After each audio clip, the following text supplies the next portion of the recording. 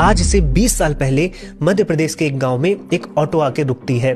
उस ऑटो से एक साड़ी पहनी हुई लड़की उतरती है और उसके हाथ में एक संस्कृत की किताब रहती है।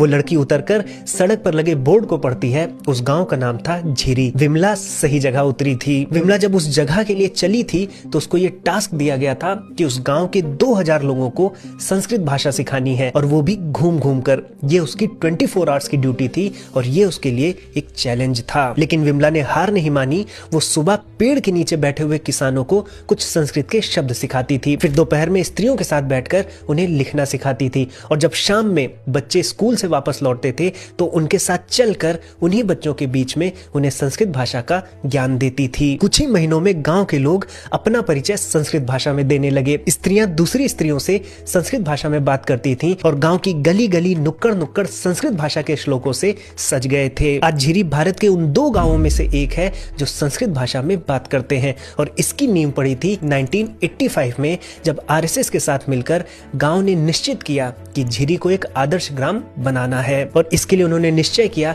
कि वो छुआछूत को हटाएंगे, बच्चों को कोई नई स्किल सिखाएंगे जिससे समृद्धि आए और संस्कृति बचे। इसलिए गांव की भाषा को संस्कृत बनाएंगे। और तब गांव वालों ने संस्कृत भारती से संपर्क किया और संस्कृत भारती ने झिरी गांव को गोद ले लिया। और इसके बाद उन्होंने विमला पन्ना जी को उस गांव में भेजा कि वो सभी को संस्कृत सिखाएं। और उनकी सफलता को देखकर उसके 2 साल बाद उन्होंने एक और शिक्षक बाला प्रसाद तिवारी जी को भी भेजा कि वहां संस्कृत को और प्रचारित किया जाए। आप सोचिए, जब गांव के लोग 10-15 मिनट संस्कृत भाषा को सुनकर संस्कृत भाषा में बात करना प्रारंभ कर सकते हैं, तो हम शहर वालों को क्या समस्या है। हम सभी को केवल संस्कृत भाषा पर गर्व ही नहीं करना है, बल्कि उसमें बात भी करनी है। और इस क्रिसमस आप संस्कृत भाषा को लाइव हमारे साथ सीख सकते हैं। हम हजारों लोगों तक ऑनलाइन संस्कृत भाषा को पहुंचा चुके हैं, और हमारी जो लाइव क्लासेस है उसका तीसरा बैच 27 दिसंबर को प्रारंभ होने जा रहा है। आप सभी अवश्य जुड़िए। जानकारी के लिए कमेंट करिए संस्कृत, और अगर कोई क्वेरी है तो इस नंबर पर व्हाट्सएप करिए।